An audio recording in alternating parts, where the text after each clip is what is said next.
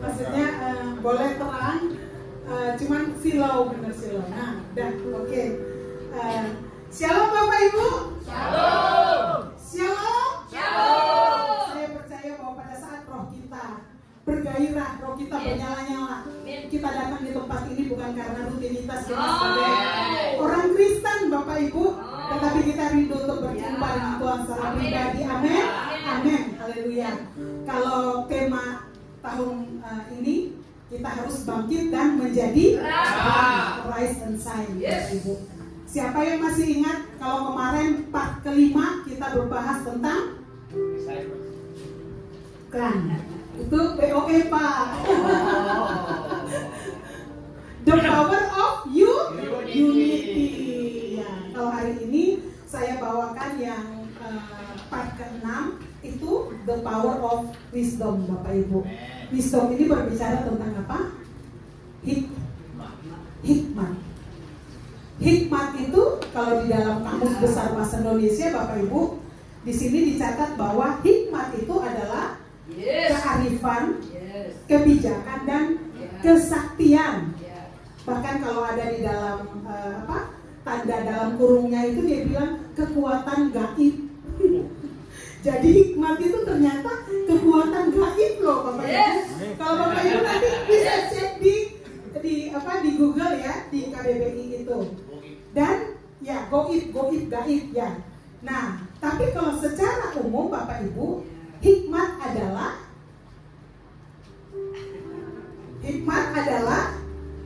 kemampuan seseorang dalam menilai sesuatu mengenai orang, barang, kejadian dan situasi.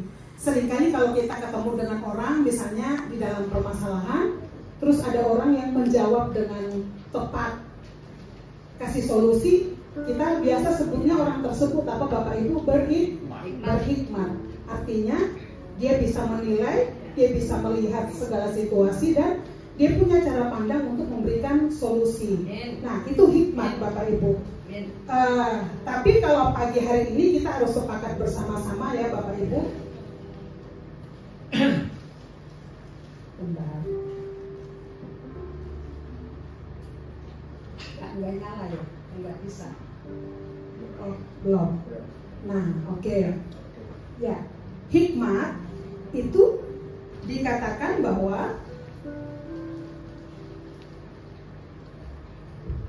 wisdom atau hikmat adalah kemampuan menggunakan firman Tuhan yang kita mengerti untuk menyelesaikan masalah yang kita hadapi.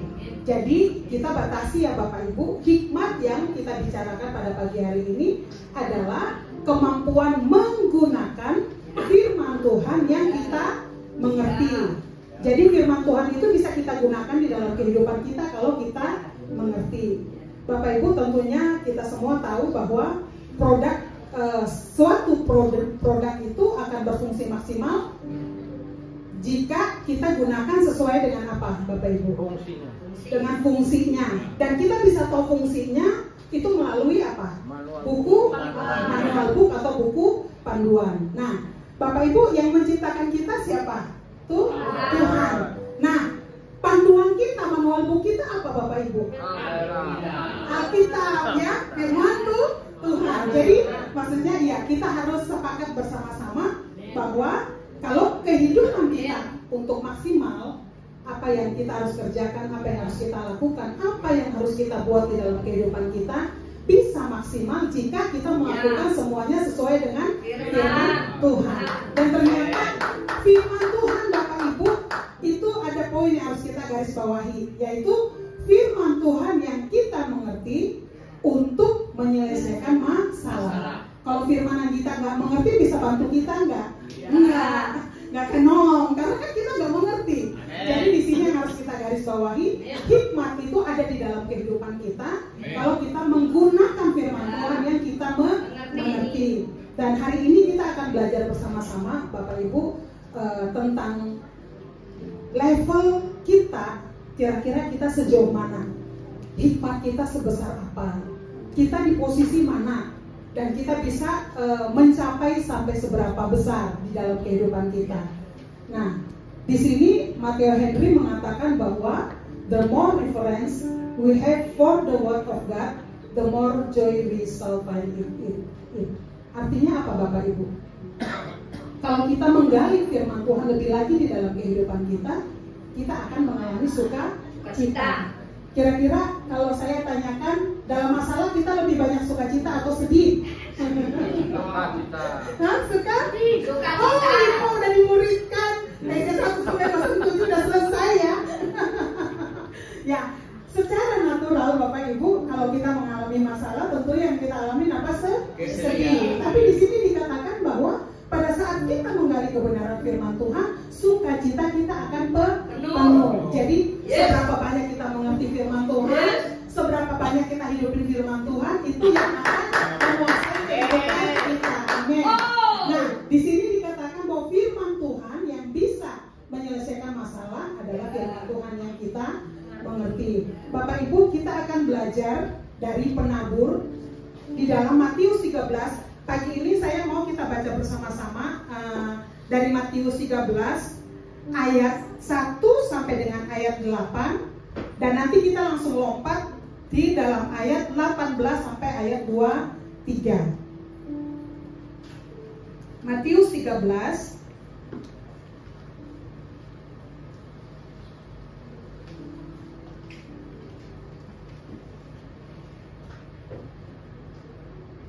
yang sudah dapatkan katakan amin.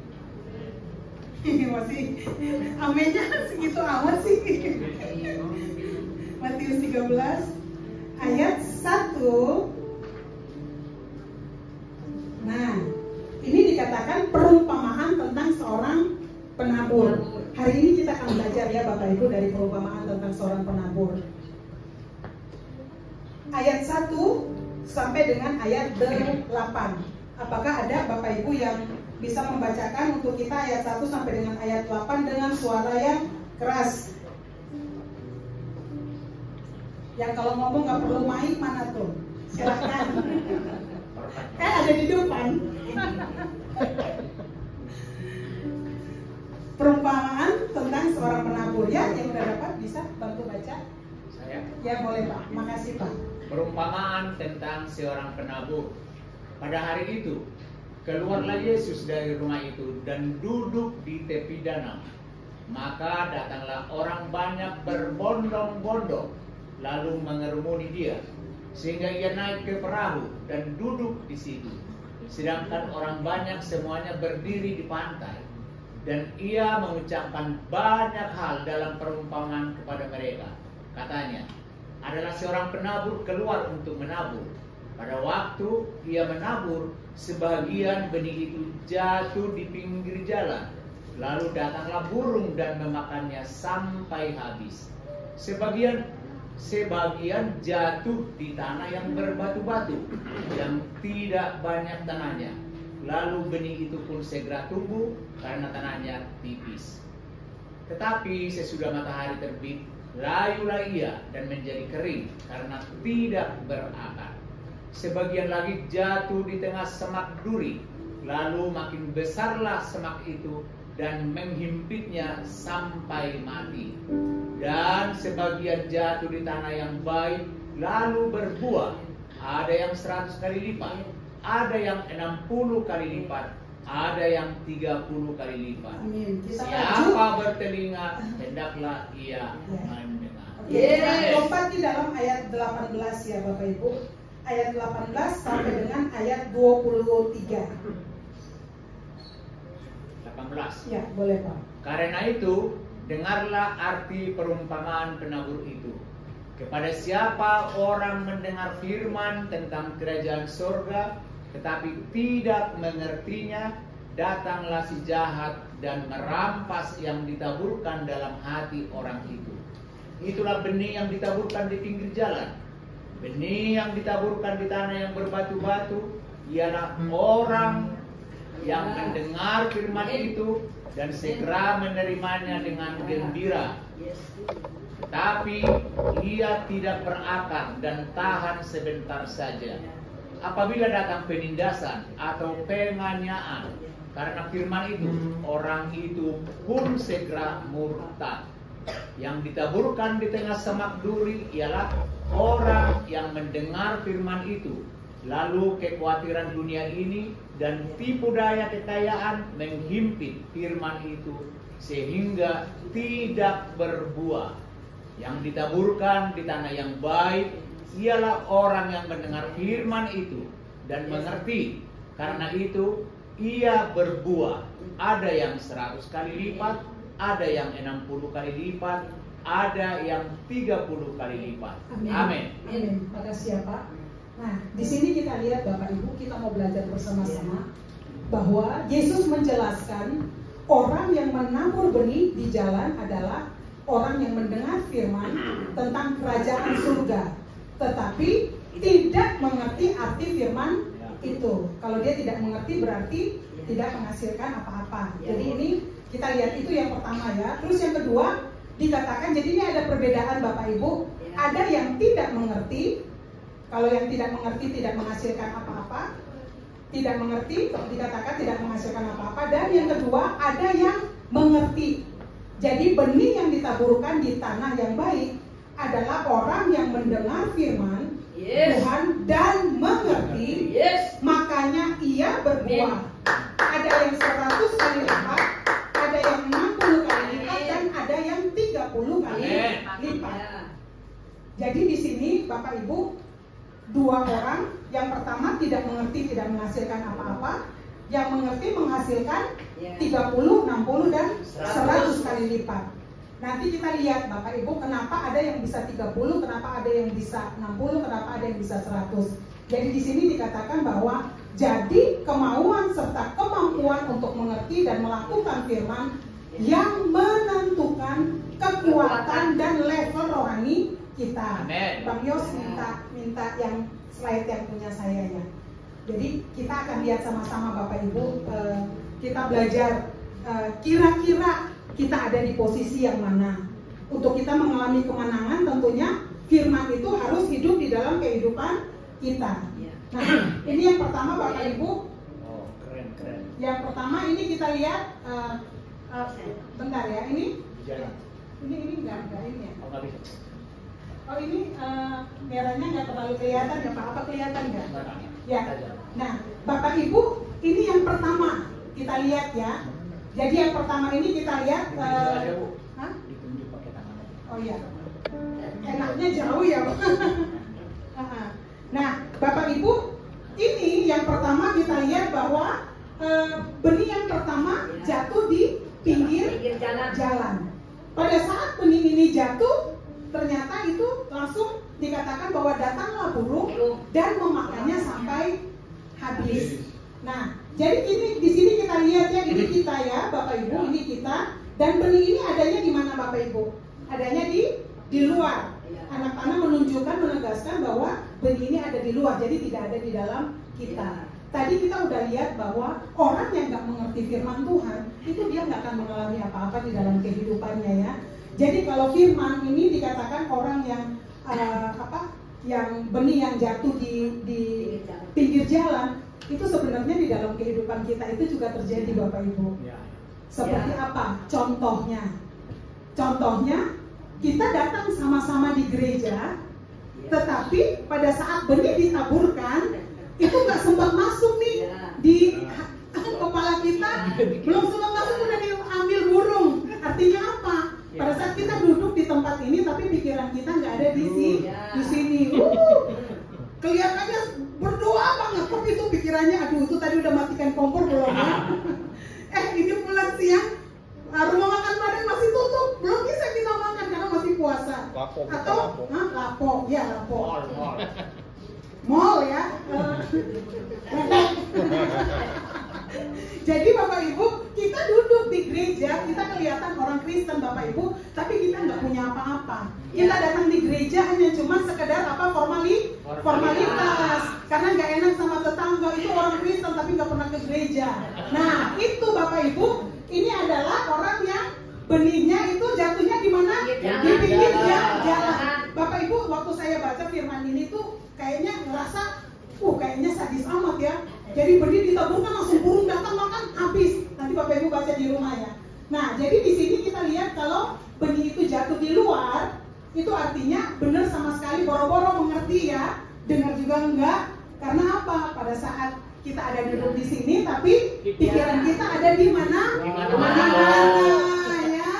Nah itu pertama, ini level yang paling rendah Bapak Ibu. Kita dikatakan bahwa di dalam kehidupan kita orang Kristen, kualitas kita itu garam dan terang. Kita sebagai garam dan terang Bapak Ibu, itu bicara tentang apa yang ada di dalam kehidupan kita yang bisa mempengaruhi sekeliling kita. Tapi dikatakan bahwa benih yang kecil, pohon sesawi, itu bisa bertumbuh menjadi besar dan bisa burung-burung bisa datang berteduh, dia bisa mendinginkan banyak orang. Tapi itu karena apa? Ada benih yang bertumbuh. Begitu juga Bapak Ibu di dalam kehidupan kita, kita tidak akan bisa mengatakan bahwa kita bisa memberikan kesaksian untuk siapa Tuhan di dalam kehidupan kita kalau benih tidak ada di dalam hidup kita. Jadi ingat, coba Bapak Ibu, coba nih yang lagi duduk di sini, ini pikirannya udah fokus sama ini ya, gitu. Jangan sampai benihnya itu kita jatuh di pinggir jalan. Nah, yang kedua di sini Bapak Ibu, yang kedua itu jatuhnya di berbatu-batu Bapak Ibu. Berbatu-batu dikatakan bahwa pada saat firman itu disampaikan, dia terima dengan gembira. Kalau dia terima dengan gembira, berarti dia fokus. Amin, haleluya, yes, gitu ya. Seperti itu ya. Nah, ini dikatakan bahwa pada saat itu berarti dia kalau udah terima berarti udah sampai ke pikiran. Ya, saya lihat nih kalau dari sini kelihatan nih mata-mata yang fokusnya kan kelihatan. Nah, jadi ini Bapak Ibu, firman yang kedua ditaburkan di batu, itu dia berarti udah sampai di pikiran karena dia terima dengan gembira. Itu dikatakan bahwa itu udah masuk di dalam jiwa ya. Karena bicara tentang gembira itu bicara tentang emosi, dan bicara tentang emosi itu berarti ada di dalam jiwa kita. Nah, kalau kita lihat yang tadi dia tidak berfungsi sama sekali, dia tidak ada faedahnya sama sekali. Tapi kalau yang kedua ini dia udah masuk di dalam jiwa. Tetapi dikatakan bahwa pada saat panas itu benih yang ada itu menjadi layu dan mati. Bapak Ibu, kalau kita dengar firman Tuhan dan hanya cuma sampai di dalam jiwa kita, pada saat firman itu berproses kita nggak kuat. Kenapa Bapak Ibu? Karena hanya cuma sampai di dalam pikiran. Kita hanya cuma sekedar tahu, tetapi kita tidak mengalami di dalam kehidupan kita. Jadi di sini dikatakan ini level udah lebih tinggi ya Bapak Ibu daripada yang jatuh di tanah di pinggir jalan. Dan ini yang kedua, dia udah jatuh di tanah berbatu. Itu sebenarnya dia sudah, kalau kita baca di firman itu dia udah sempat bertumbuh. Cuman akarnya nggak bisa kuat karena tanahnya sedikit. Jadi pada saat ada panas matahari, Bapak Ibu kalau bicara panas matahari itu berarti dari luar ya Bapak Ibu. Kalau panas matahari itu dari luar itu bicara tentang apa di dalam kehidupan kita? Bicara tentang ujian kehidupan kita, ujian yang nggak bisa kita hindari. Tumbuhan itu nggak mungkin dia tumbuh di dalam rumah, jadi nggak akan kena sinar matahari. Begitu juga di dalam kehidupan kita Bapak Ibu. Pada saat firman itu kita terima dengan gembira, tetapi hati kita nggak serahkan kepada Tuhan untuk firman itu berproses seperti itu. Pada saat ada datang, dikatakan saat penindasan, saat datang penganiayaan, kita nggak kuat. Penindasan, penganiayaan itu kita nggak usah berpikir orang datang sebuah gereja bla bla, nggak usah. Orang negatif, kata-kata negatif ke kita aja itu udah bikin kita down 7 hari 7 malam.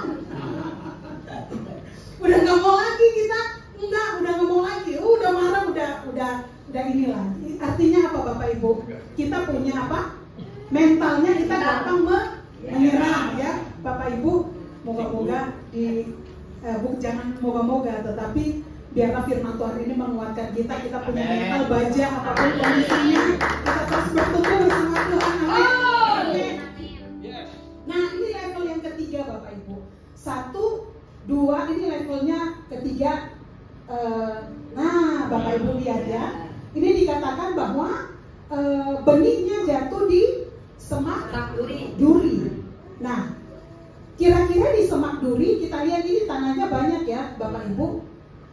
Benih ini dia bertumbuh, tetapi ternyata Bapak Ibu dia nggak bisa lebih bertumbuh besar karena dia dihimpit oleh semak duri. Bapak Ibu tadi kita sudah baca bahwa yang bertumbuh di dalam semak duri itu bicara tentang apa? Kekhawatiran dunia menghimpit sehingga benih itu tidak bisa bertumbuh besar di dalam, bertumbuh lebih besar atau bertumbuh secara maksimal.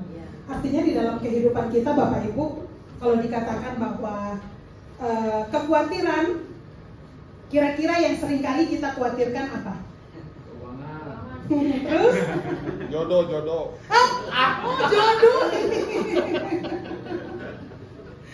Jodoh ya. Kekhawatiran itu bicara tentang apa Bapak Ibu? Ketakutan, kekhawatiran, masa depan. Dan sebenarnya itu dari mana Bapak Ibu? Kalau ujian tadi, kalau yang ini Bapak Ibu, kalau ini sinar matahari itu bicara bahwa ujian dari luar. Tetapi kalau ini Bapak Ibu, semak, khawatir itu sebenarnya timbulnya dari mana? Dari dalam. Dari luar bisa nggak bikin kita khawatir? Tergantung. Kalau kita terima, kita masukin hati ya, kita jadi khawatir, kita jadi takut ya Bapak Ibu. Jadi sebenarnya kalau di level yang ketiga ini Bapak Ibu, sebenarnya dia sudah jauh lebih baik daripada yang pertama dan kedua. Kenapa? Karena benih itu sebenarnya ini udah masuk di dalam hati. Dan sebenarnya tanahnya banyak Bapak Ibu. Tetapi di sini dikatakan bahwa apa? Karena semak duri, akhirnya dia tidak bisa bertumbuh secara maksimal di dalam hidup kita. Kenapa firman Tuhan bilang janganlah hendaknya kamu khawatir tentang apapun juga, tetapi nyatakanlah segala keinginanmu dan permohonanmu di dalam Tuhan dan dengan ucapan syukur. Matius 6 dikatakan bahwa semua itu dikhawatirkan oleh bangsa-bangsa, tetapi bagi kita anak-anak Tuhan, carilah dahulu kerajaan Allah dan kebenarannya, maka semuanya akan ditambahkan kepadamu. Bapak Ibu, kalau firman itu ada di dalam kehidupan kita, kita terima secara maksimal, apakah ada yang bisa menghalangi kita untuk kita bertumbuh? Harusnya nggak ada. Tetapi yang kita alami di dalam kehidupan kita, yang seringkalinya terus ada kekhawatiran, ada ketakutan.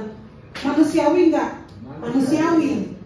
Tuhan tahu. Karena itu dalam firman Tuhan katakan, janganlah kamu khawatir. Pandang apa? Burung-burung ya, yang nggak pernah menabur, yang nggak pernah menanam, tapi Tuhan berikan makan. Pandanglah itu bunga bakung. Dikatakan bahwa Salomo dengan segala keindahannya, gak ada yang lebih indahnya dari bunga bakung. Kita lebih dari burung, kita lebih dari bunga bakung. Penyediaan Tuhan, penyataan Tuhan kita itu sempurna. Jadi kita lihat yang pertama, level pertama paling rendah, yang kedua udah sampai di jiwa, yang ketiga sebenarnya firman itu sudah berproses Bapak Ibu. Biasa yang kita khawatirkan itu ya tadi yang dibilang makanan, minuman, tapi seringkali kita khawatir itu dengan hal-hal yang bersifat atribut di dalam kehidupan kita. Apa Bapak Ibu? Kadang-kadang kita kalah karena kita kompromi. Kadang-kadang karena kita takut. Kadang-kadang karena kita bisa dilihat orang, kita hebat, kita luar biasa, kita seringkali kompromi. Pada saat kita kompromi Bapak Ibu, disitulah semak duri akan menguasai kita dan kita tidak akan bertumbuh lebih lagi. Pada saat kita kompromi, apakah sudah seterusnya kita akan mati? Enggak, Bapak Ibu. Karena dikatakan dalam firman Tuhan bahwa 7 kali orang benar jatuh, dia tidak akan tergeletak. Karena Tuhan akan menopang, Tuhan akan mengangkat. Di dalam kehidupan kita enggak ada satupun manusia yang sempurna. Termasuk semua kita di tempat ini. Kita semua itu sedang berproses untuk bertumbuh sampai nanti kepada yang keempat. Tapi seberapa kita mengerti firman Tuhan di dalam kehidupan kita, untuk firman Tuhan memimpin kita, menuntun kita untuk kita mengambil keputusan, itulah yang akan menentukan seberapa besar kita akan berbuah, seberapa besar kita bisa punya kapasitas untuk mempengaruhi orang-orang di sekeliling kita. Seringkali pada saat di dalam kehidupan kita, siapapun, bahkan untuk anak kecil sekalipun, mereka pun di sekolah udah ngalamin masalah loh Bapak Ibu. Seringkali dibully, seringkali diomongin yang gak enak. Apalagi anak-anak, kalau anak-anak yang di sekolah swasta mungkin gak terlalu ya ngalamin yang namanya dibully. Tapi anak-anak kita yang sekolah negeri, seberapa kita bisa kuatin mereka? Apakah kita suruh mereka balas teman mereka yang mengata-ngatain, yang menghina? Atau bagaimana kita memberikan masukan untuk anak-anak kita supaya mereka benar-benar tetap percaya diri itu ada di dalam hidup mereka? Karena sering kali bulian itu mematikan semangat, bahkan itu bisa membatasi untuk anak-anak kita itu bisa berkembang lebih di dalam kehidupan mereka.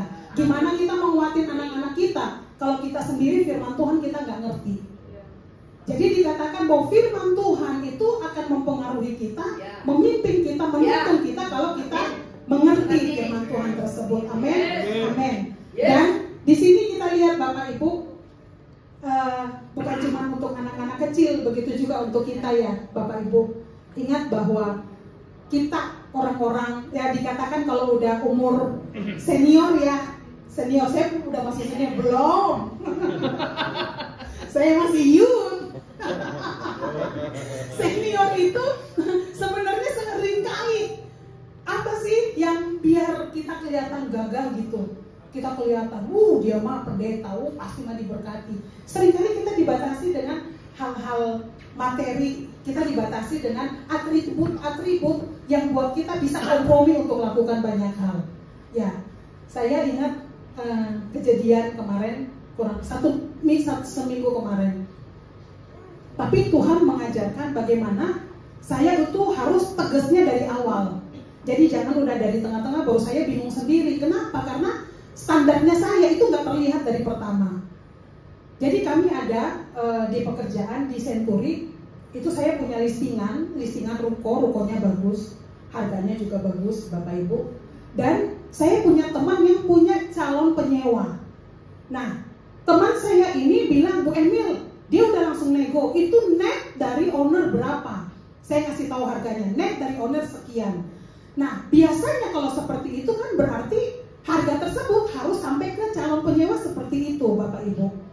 Tapi tiba-tiba malam dia hubungin saya, dia bilang, Bu Emil, ini dari budget dari calon penyewa sekian Bu Emil.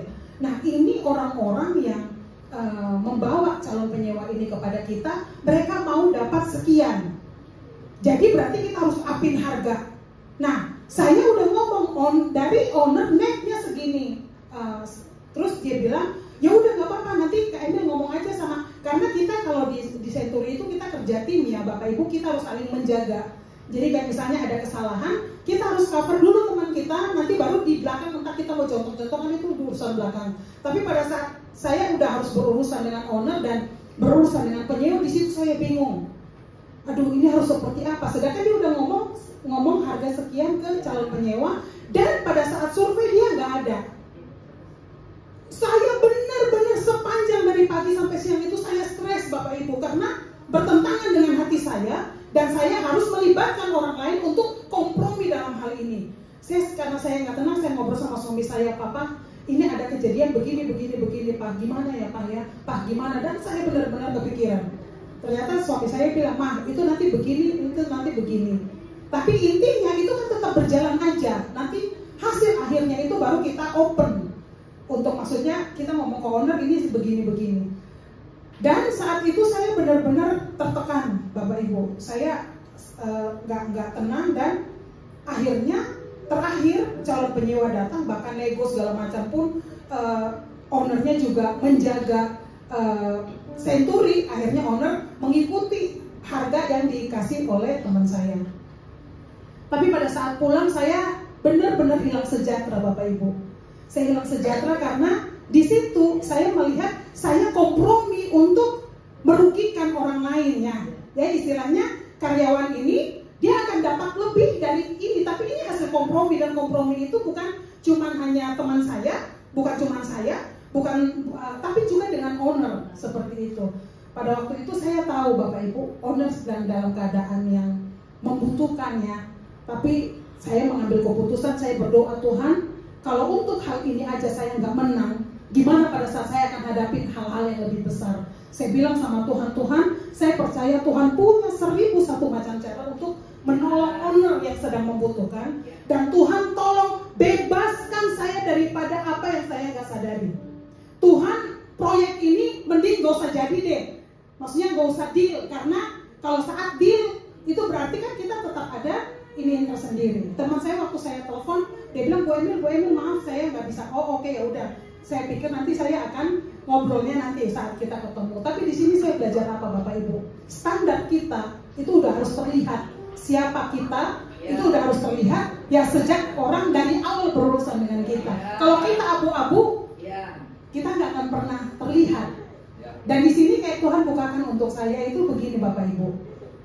Pada saat kita kompromi, sekali kita kompromi ibaratnya lampu dari 100 watt itu akan turun 80, 60, 50. Dan kalau kita terus kompromi, kita nggak taat sama Tuhan, lama-lama kita mati, kita padam, dan kita nggak akan berbeda dengan orang-orang di sekeliling kita. Saya percaya bahwa kita di tempat ini yang dalam berusaha dengan supplier segala macam itu pasti kita punya banyak pergumulan di dalam hal itu. Tapi kita percaya bahwa yang kasih berkat ke kita adalah Tuhan. Dan waktu saya dalam kondisi seperti itu, devotion dari SMA besok paginya itu benar-benar mengatakan bahwa percayalah bahwa berkat itu dari Tuhan. Dan di situ saya benar-benar yakin bahwa Tuhan sekecil apapun Bapak Ibu, mungkin kita nggak terlibat di dalam, mungkin kita nggak akan dapat dari hasil kita kong kali kong itu ya, kita nggak akan kena. Tapi selama kita menyetujui, berarti itu kita udah masuk di dalam kompromi. Dan kompromi ini yang akan membuat semak duri di dalam kehidupan kita, dan kita nggak akan bisa maju lebih tinggi karena kita udah ada batasan Bapak Ibu. Ya, nah itu. Dan di sini kita lihat untuk yang keempat ini adalah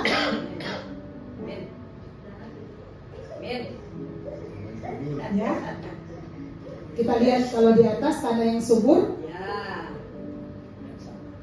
Belum. Nah ini kita lihat tanda yang subur menghasilkan 30 kali lipat, 60 kali lipat, dan 100 kali lipat. Kita berikan tepuk tangan buat Tuhan kita. Saya percaya bahwa setiap kita di tempat ini kita punya kerinduan untuk kita bisa berbuah 30 kali lipat, 60 kali lipat, dan 100 kali lipat. Kita bisa berbuah seperti itu Bapak Ibu. Kita tidak hanya berhenti di dalam mengerti firman Tuhan, tetapi boleh balik ke PPT. Nah, di sini dikatakan bahwa kemampuan jadi kemauan serta kemampuan untuk mengerti dan melakukan firman yang menentukan kekuatan dan level rohani kita. Artinya apa Bapak Ibu? Kita bisa mempengaruhi seberapa besar itu tergantung dari ketaatan kita. Kita bisa 30 kali lipat, kita bisa 60 kali lipat, kita bisa 100 kali lipat, sepanjang kita mau taat. Dan taat ini kan bukan gampang ya Bapak Ibu ya. Terus terang kita masih hidup di dunia, makanya masih berhasil, bukan kerikil ya, bukan goib ya. Jadi artinya kita masih punya hal-hal di dalam kehidupan kita yang masih kita gumuli. Pada saat orang melakukan kesalahan kepada kita atau mengata-ngatai kepada kita, apakah kita langsung puji Tuhan, haleluya, dia mengata-ngatai saya? Apakah seperti itu? Enggak. Kita masih manusia. Dia yang itu bisa, istilahnya kita bisa jauh lebih emosi daripada orang yang menyakiti kita. Ya. Pada saat kita udah menolong orang, kita membantu orang datang minjem duit, nangis-nangis. Pada saat kita nagih, dia lebih galak dari kita.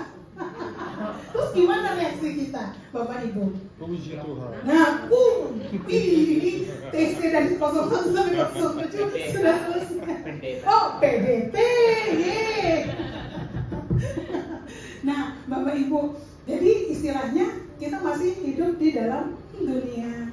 kita masih perlu berproses, masih banyak hal-hal yang kita harus alami. Bahkan seperti saya juga yang menyampaikan kebenaran firman Tuhan ini, waktu saya belajar, saya bilang sama Tuhan, Tuhan, kita nggak akan mungkin bisa menghasilkan buah pertobatan, buah roh di dalam kehidupan kita kalau kita lakukan dengan kekuatan kita sendiri. Kita membutuhkan Tuhan. Pada saat kita agak sedikit meleng, Bapak Ibu, meleng itu artinya apa sih? Ini bahasa nggak fokus, lengah. Saat kita dalam keadaan seperti itu, mungkin kita nggak sadar, Bapak Ibu, itu bisa menarik kita jauh daripada apa yang Tuhan mau kita lakukan di dalam hidup kita. Dan kita, untuk kita bisa tetap hidup taat, kita harus selalu peka dengan apa yang Tuhan mau. Kita harus belajar taat, itu bukan perkara-perkara besar ya Bapak Ibu. Biasanya kenapa orang bisa jatuh di dalam dosa yang besar? Karena keputusan demi keputusan, habit yang dilakukan sehari-hari itu kompromi. Dosa kecil lah, gak apa-apa lah, bohong-bohong dikit, yang penting bisa cuan gitu. Nggak, kita istilahnya gak apa-apa lah, misalnya orang menyampaikan masalah ke kita, itu dia ngomong itu cuma pepaya, keluar dari kita ke orang lain bisa jadi rujak. Artinya apa Bapak Ibu? Kadang-kadang melalui mulut perkataan kita itu, kita nggak bisa menjadi berkat itu karena apa? Kita kurang penguasaan diri. Pada saat kita mau berjalan dengan kekuatan Tuhan, saya percaya bahwa kita mampu untuk menghasilkan buah 30 kali lipat, 60 kali lipat, dan 100 kali lipat. Dan di sini Bapak Ibu, untuk wadah, untuk tanah itu sebenarnya seberapa besar kita mau membuka diri kita untuk Tuhan berproses di dalam kehidupan kita. Saya bukan saat ini sih, dari waktu-waktu lalu, kayaknya saya ngerasa nih, misalnya doanya udah mulai kurang, baca Alkitabnya itu hanya cuma supaya tetap dapat A. Enggak ya, maksudnya gini, karena kesibukan kita itu, kita dengan Tuhan tuh kita udah hanya cuma sekedar ya. Jadi istilahnya yang penting kita doa, Tuhan terima kasih pagi hari ini, pokoknya udah sama kayak doa 5 waktu aja. Jadi pokoknya doa datang 5 menit selesai, mau maaf. Pagi bangun tidur, mau makan pagi, makan siang, makan malam, dan tidur malam. Tuh kan 5 waktu. Nah, artinya apa Bapak Ibu? Kita hanya cuma sekedar, pokoknya kita disuruh saat teduh, kita harus doa, ya udah kayak gitu aja. Kadang Bapak Ibu harus kita sadari bahwa pelayanan itu, pelayanan artinya kita melayani pekerjaan Tuhan, itu kita lupa yang utama di dalam kehidupan kita, melayani itu Tuhan. Karena kita sibuk melayani pekerjaan Tuhan dari Senin sampai Senin, kita lupa untuk membangun mesbah dengan Tuhan. Pada saat kita udah sibuk dengan segala atribut di dalam kehidupan kita, kita akan kehilangan yang utama di dalam kehidupan kita, ya Bapak Ibu. Jadi di sini saat kita mengerti firman Tuhan yang menentukan kekuatan dan level kita 30, 60 atau 100 kali lipat itu bicara tentang melakukan atau taat di dalam kehidupan kita. Nah,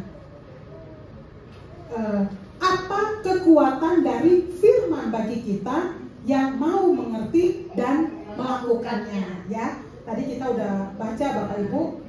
Yang di sini dikatakan bahwa firman memberikan kekuatan untuk menghadapi penindasan dan penganiayaan. Kita baca di dalam Roma 8 ayat 35 sampai 39. Roma 8 ayat 35. Di situ dikatakan, siapakah yang akan memisahkan kita dari kasih Kristus? Penindasan atau kesesakan atau penganiayaan atau kelaparan atau ketelanjangan atau bahaya atau pedang. Seperti ada tertulis, oleh karena engkau kami ada dalam bahaya maut sepanjang hari. Kami telah dianggap sebagai domba-domba sembelihan. Tetapi dalam semuanya itu kita lebih daripada orang-orang yang menang oleh Dia yang telah mengasihi kita. Jadi di sini dikatakan bahwa ayat 38, sebab aku yakin bahwa baik maut maupun hidup, baik malaikat-malaikat maupun pemerintah-pemerintah, baik yang ada sekarang maupun yang akan datang, atau kuasa-kuasa, baik yang di atas maupun yang di bawah, ataupun sesuatu makhluk lain, tidak akan dapat memisahkan kita dari kasih Allah yang ada dalam Kristus Yesus Tuhan kita. Jadi di sini dikatakan bahwa tidak ada yang bisa memisahkan kita dari kasih Kristus. Yang menjadi pertanyaan, apakah kita yakin akan kebenaran firman itu di dalam kehidupan kita?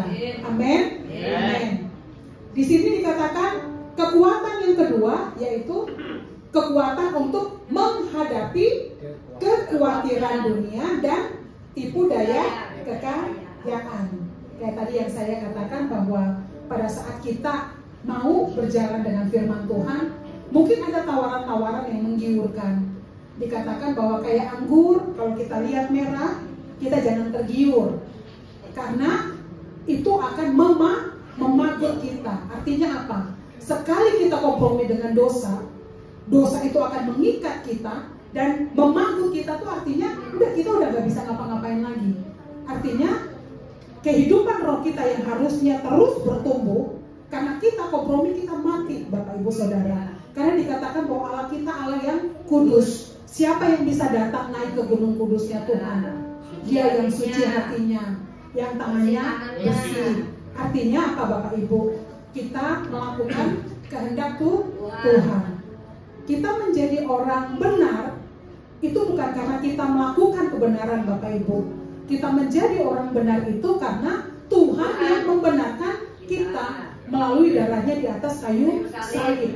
Tapi untuk menghidupi kehidupan kita, keselamatan kita, kita harus mengerjakan kebenaran, mengerjakan keselamatan kita dengan sungguh-sungguh, Bapak Ibu. Jadi bukan sekedar, tetapi kita harus lakukan dengan sungguh-sungguh. Kenapa firman Tuhan, pada saat firman itu kita mengerti, benar-benar akan membawa kehidupan kita perubahan yang kita bisa menghasilkan buah. Karena dikatakan bahwa dengan apakah kita menjaga kelakuan kita bersih. Kayak itu di dalam Mazmur itu sebenarnya untuk orang muda, untuk bisa menjaga kelakuannya bersih harus menjaga sesuai dengan firman Tuhan. Firman itu untuk kita juga Bapak Ibu. Bagaimana kita bisa tetap hidup bersih, bagaimana kita tetap melakukan apa yang Tuhan mau di dalam kehidupan kita. Kita harus menjaga sesuai firman Tuhan. Kita buka Bapak Ibu di dalam 2 Timotius 3 ayat 16. Saya minta untuk satu orang membantu untuk membacakan. Itu tidak ada di dalam slide ya Bapak Ibu. Tapi bagaimana firman Tuhan benar-benar bisa memimpin kita, menuntun kita untuk kita bisa melakukan apa yang Tuhan mau di dalam kehidupan kita. 2 Timotius 3 ayat 16. Silakan.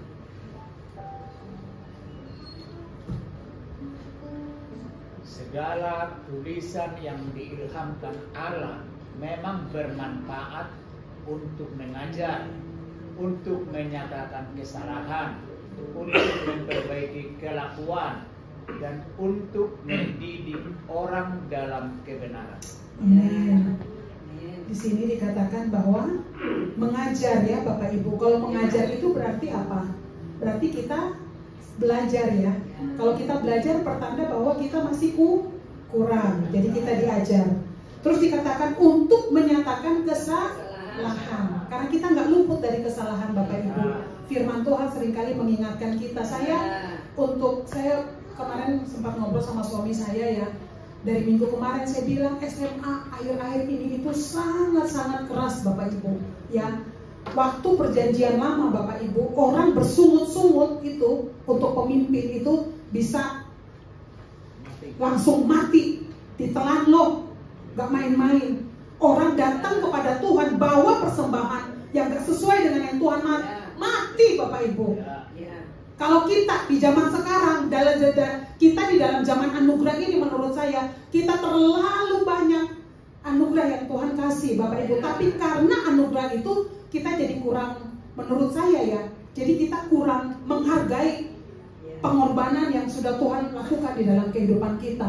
Kita asal-asalan, bahkan mohon maaf kita yang melayani, apakah kita sudah mempersiapkan sebaik-baiknya, bagaimana kita membangun mezbah kita di hadapan Tuhan, bagaimana kita menjaga kehidupan kita sehari-hari untuk tetap berkenan kepada Tuhan. Gak mudah Bapak Ibu, karena sekali lagi yang tadi saya katakan, tawaran ada di mana-mana, tapi bagaimana untuk kita ranjau ada di mana-mana,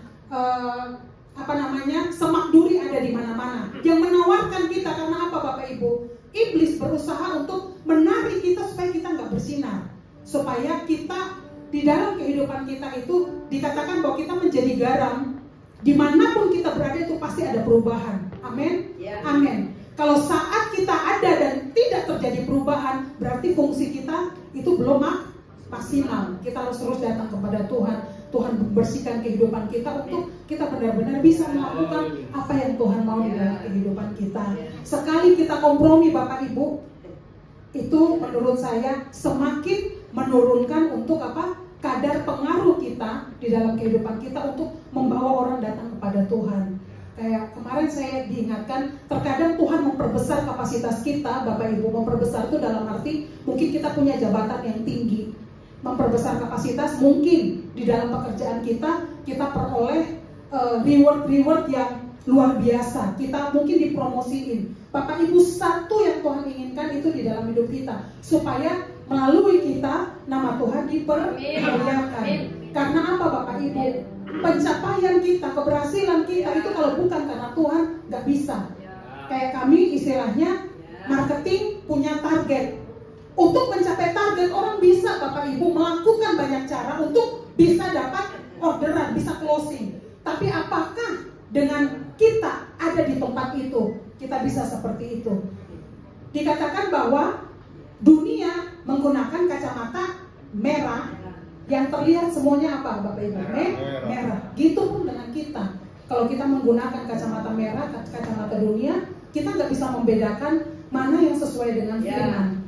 Firman Tuhan katakan bahwa persembahkanlah hidupmu sebagai persembahan yang hidup, yang kudus dan berkenan kepada Allah, supaya kamu dapat membedakan apa yang baik, yang berkenan. Ini tingkatan Bapak Ibu, yang baik, oke, tapi dikatakan yang kedua berkenan kepada Allah, tingkatan kedua. Yang ketiga itu dikatakan yang sempurna.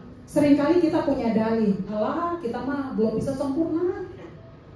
Tuhan yang sempurna dalam tanda kutip Bapak Ibu, firman Tuhan yang sudah kita dapat, yang kita tahu, kita harus lakukan maksimal. Itu sempurna. Jadi sempurna itu bukan berarti kita tanpa dosa, kita tanpa kesalahan, bukan. Orang yang mau dibilang hamba Tuhan yang sudah sekali besar gimana pun tetap punya kelemahan Bapak Ibu. Yang gak punya kelemahan itu hanya Tuhan Yesus. Jadi di sini mengajarkan kita bahwa apa Bapak Ibu? Bahwa di dalam kelemahan kita kuasa Tuhan bekerja secara sempurna. Tapi yang jadi pertanyaan, seberapa besar kita mau mengerjakan keselamatan kita dengan semaksimal mungkin? Itu jadi pertanyaan di dalam kehidupan kita. Kita yang aktif melakukan pekerjaan rohani belum tentu menunjukkan hubungan kita dengan Tuhan jauh lebih tinggi daripada Bapak Ibu yang mungkin dulu sebagai jemaat. Ini saya harus katakan bahwa jabatan rohani kita mungkin, saya juga disebut pendeta ya. Pendeta. Saya kadang kalau lagi di tengah-tengah lagi kerja, sebenarnya nggak terlalu pengen orang tahu saya pendeta. Tetapi saya pengen pada saat saya nggak mengkompromi dengan orang, baru terakhir orang bilang, oh dia itu pengerja WTC, saya maunya seperti itu. Jadi pada saat saya berurusan dengan orang, saya nggak mau bahwa saya pengerja, saya pendeta, nggak mau. Tapi dalam hati saya, Tuhan, saya datang dengan apa adanya, tapi saya rindu Tuhan. Pada saat saya melakukan, Tuhan angkat, Tuhan membuat saya untuk tidak kompromi, menguatkan saya, memampukan saya. Di situ nama Tuhan akan dipermuliakan Bapak Ibu. Orang gak akan melihat seberapa banyak yang kita lakukan, seberapa banyak yang kita katakan, tetapi orang akan melihat seberapa banyak yang udah kita lakukan di dalam kehidupan kita. Ya Bapak Ibu, di situ kesaksian kita, buah-buah roh itu akan terjadi pada saat kita taat. Sebenarnya Bapak Ibu, kalau Bapak Ibu ada duduk di tempat ini, di dalam gereja WTC, ini gereja yang menurut saya sangat luar biasa. Saya dulu dari kecil itu saya digemit ikut sama papa saya. Tapi pada saat saya mulai kuliah, saya ada di dalam gereja GKPB, kalau sekarang disebut MDC, gerejanya Pak Bambang.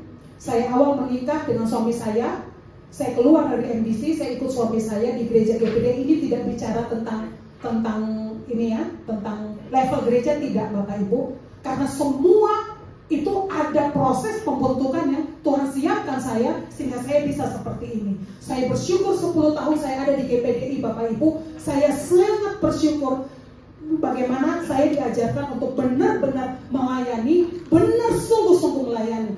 Kalau saya tidak pernah duduk di dalam GPDI itu, saya nggak tahu untuk saat sekarang saya punya standar seberapa. Karena saya pernah dididik luar biasa di dalam gereja-gereja sebelumnya sejak saya ada di WTC. Saat saya datang ke WTC pertama Bapak Ibu, saya sangat luar biasa. Gereja ini visi besarnya luar biasa, misinya benar-benar luar biasa. Bapak Ibu duduk di tempat ini, dengar ini the power of wisdom, pembelajaran ke-6. Sebegitu luar biasa Tuhan tuntun Bapak Gembala kita untuk mencapai apa Bapak Ibu? Supaya kita menjadi jemaat yang kudus, yang dewasa, supaya kita apa? Kita mengalami terobosan dan kita bisa mempengaruhi lingkungan kita, mempengaruhi kota kita, dan membawa dampak buat bangsa. Kita nggak akan bisa Bapak Ibu, tadi visi gereja kita tidak akan membawakan dampak di lingkungan kita, di kota kita, di bangsa kita, kalau kita nggak lewatin yang namanya apa? Kudus, dewasa, dan mengalami terobosan. Saya nggak akan mungkin bicara tentang bagaimana tadi saya nggak sejahtera dengan kompromi kalau saya tidak melakukan di dalam kehidupan saya. Bapak Ibu, saya benar-benar bersyukur banget. Setiap kali kalau ikut KPN Bapak Ibu, Bapak Gembala misalnya khotbah 1,5 jam, bagi saya itu kayak masih kurang banget. Kenapa? Karena sebenarnya banyak hal yang beliau bagikan itu benar-benar bagi hidup. Jadi bukan hanya cuma tadi yang kalau kita lihat itu hanya cuma sampai di dalam pikiran kita, tetapi bagaimana kehidupan dia itu benar-benar membuat saya, Tuhan terima kasih saya ada di gereja ini. Bapak Ibu, seberapa besar Bapak Ibu bisa bertumbuh, bisa berbuah, bisa menghasilkan hormat dan kemuliaan bagi nama Tuhan, seberapa besar kita membuka Tuhan bekerja, Tuhan berkarya, dan kita katakan yes di dalam kehidupan kita. Taat itu dikatakan apa?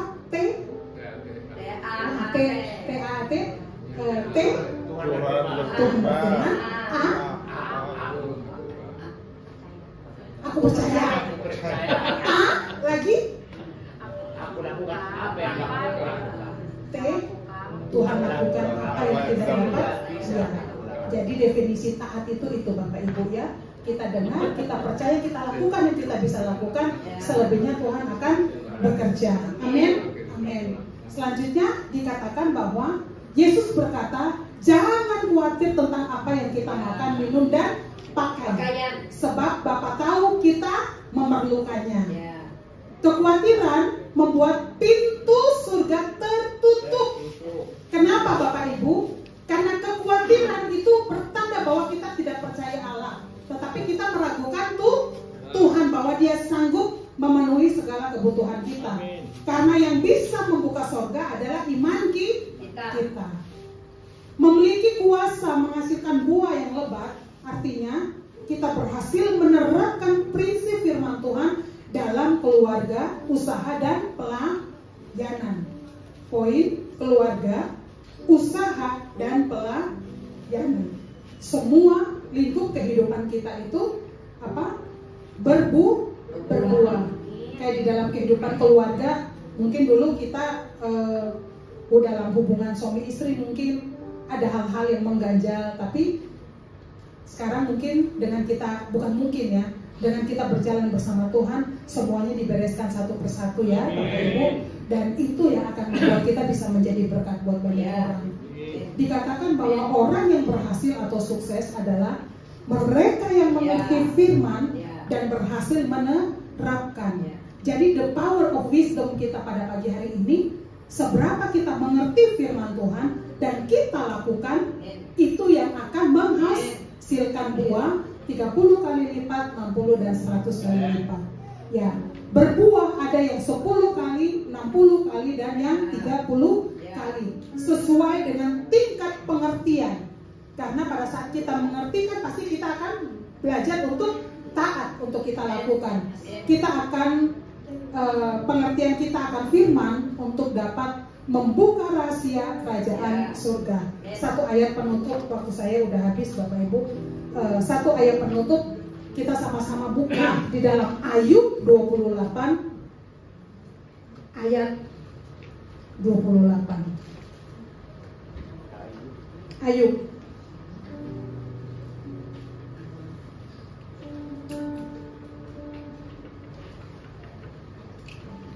Saya bacakan ya Bapak Ibu. Ayub 28 ayat 28. Tetapi kepada manusia ia berfirman, sesungguhnya takut akan Tuhan itulah hikmat, dan menjauhi kejahatan itulah akal budi. Hikmat itu kita bisa dapatkan dengan apa? Takut akan Tuhan. Karena pada saat kita takut akan Tuhan, kita akan belajar untuk melakukan firman Tuhan di dalam kehidupan kita. Saya berdoa setiap kita, bahkan termasuk saya, Tuhan memberikan kekuatan kepada kita semua untuk kita bisa menghasilkan buah bagi hormat dan kemuliaan bagi nama Tuhan. Amin. Haleluya. Saya undang untuk kita sama-sama bangkit berdiri.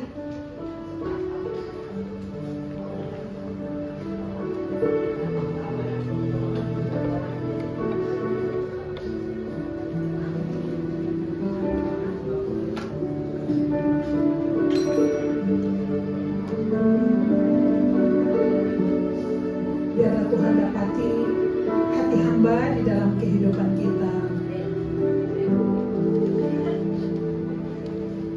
Ku tak dapat lupakan kebaikan yang ku terima, pengorbananmu yang mulia, jadikan ku berharga. Kau tulus menerima, aku apa adanya, aku apa adanya. Pengorbananmu memulihkan hidupku. Kau bukan Tuhan yang melihat rupa, Kau bukan Tuhan yang memandang harta. Hati hamba yang selalu Kau cari, yang Kau temukan di dalamku. Selama ku hidup, ku mau menyembah-Mu. Sebab Engkau sangat berarti bagiku. Yang terbaik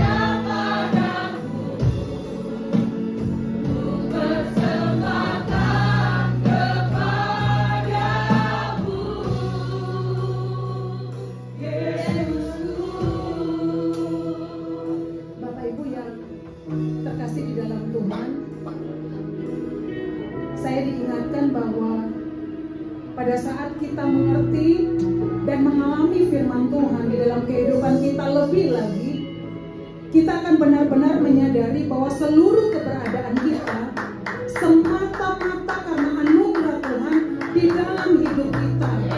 Pada saat kita benar-benar memahami bahwa semua di dalam hidup kita itu karena anugerah Tuhan, kita tidak akan gampang menghakimi orang-orang yang ada di sekeliling kita.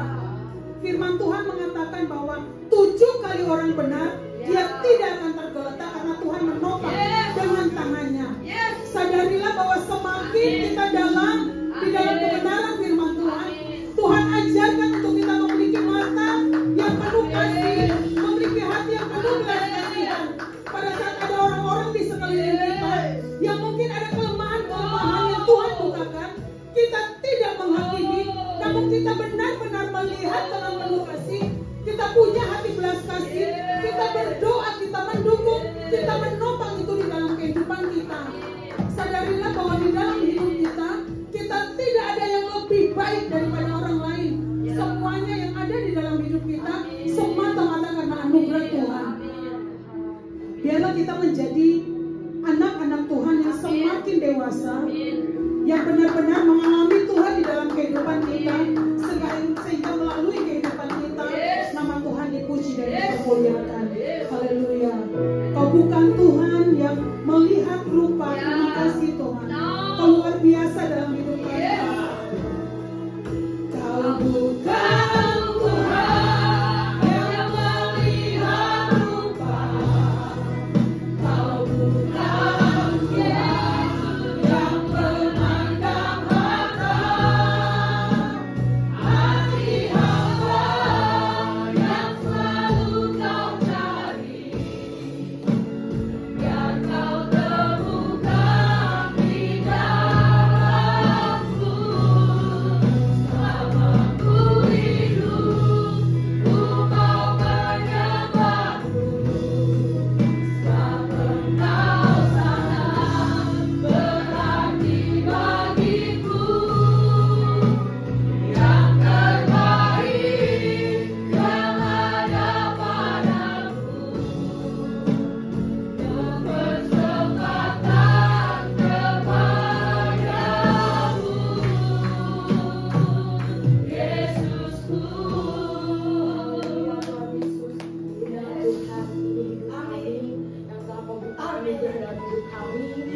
Kami untuk selalu mengerti firman-Mu, untuk hidup kami berdua, 60 Tuhan, 30 bahkan 100 kali